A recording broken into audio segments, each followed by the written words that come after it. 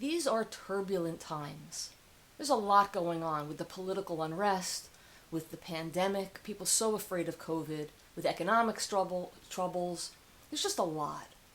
And with that, there's rising fear, and there's a lot of rising anger. It's fomenting, and it's spilling over into rage, into violent acts. And this is a problem. It's a problem for certainly the people who are feeling that level of anger, because it's just not healthy for an individual. And it's certainly a problem for the people that they're harming, whether with their actions or with their words. It's like when anger gets that big, it just takes over.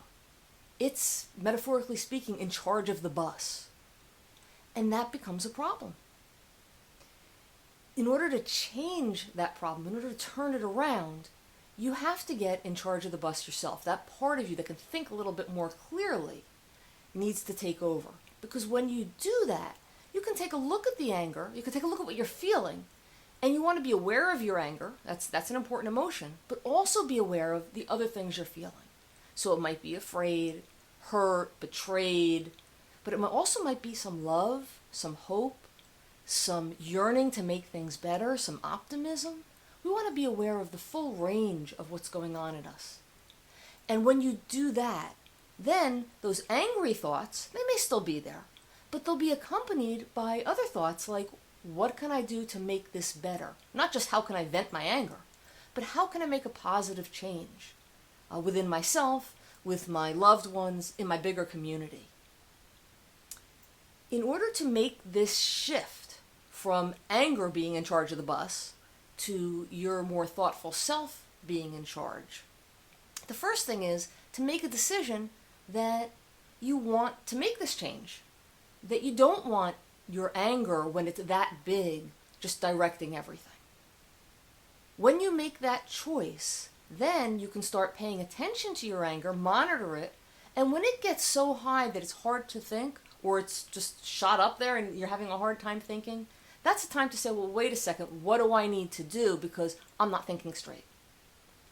At that point, you make some choices to do something to bring your anger down. And one way to do that is to just exercise. You go for a jog, go for a bicycle ride, lift weights, whatever it is that works for you. Or you might engage in some activities that are just calming. You might take a bath or a hot shower.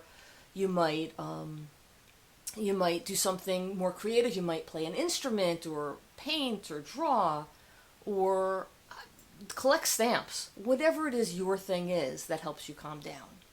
Then when you're able to be calmer, you can reaccess your feelings in a way where you can think about it.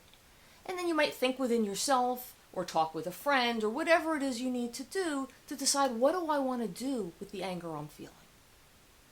And at that point, hopefully you make some decisions that are constructive ones, and then you take action. You make a plan, and then you take action.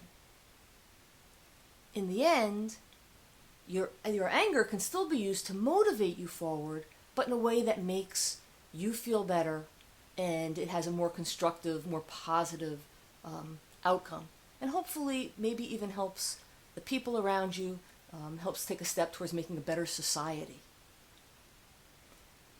If you like this video, please subscribe to my channel and leave a comment below to let me know your thoughts. Thank you.